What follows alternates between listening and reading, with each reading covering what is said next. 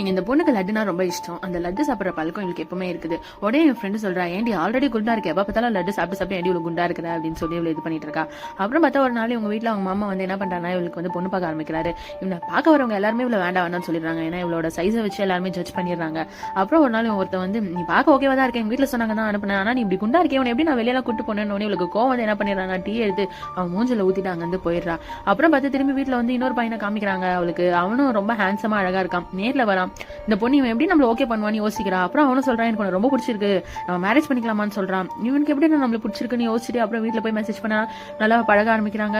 நல்லா ரொம்ப சந்தோஷமா இருக்கு. அப்புறம் இவன் ஃப்ரெண்டு சொல்றான், இவனுக்கு நிறைய ஃபாலோவர்ஸ் இருக்கு, அவனுக்கு எனக்கு கிடைக்காத பொண்ணுங்களா, முன்னெல்லாம் அவன் கழட்டி விட்டுருவான் அப்படின்ட்டு இவ பிரெயினா நல்லா வாஷ் பண்றா அவ ஃப்ரெண்டு.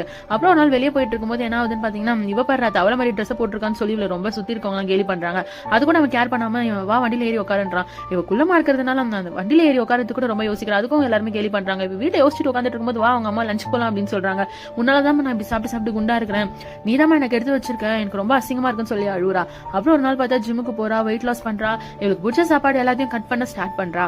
அப்புறம் ஒரு நாள் அவனை வந்து நேர்ல பார்த்து பஸ்லான்னு கூப்பிடுறா.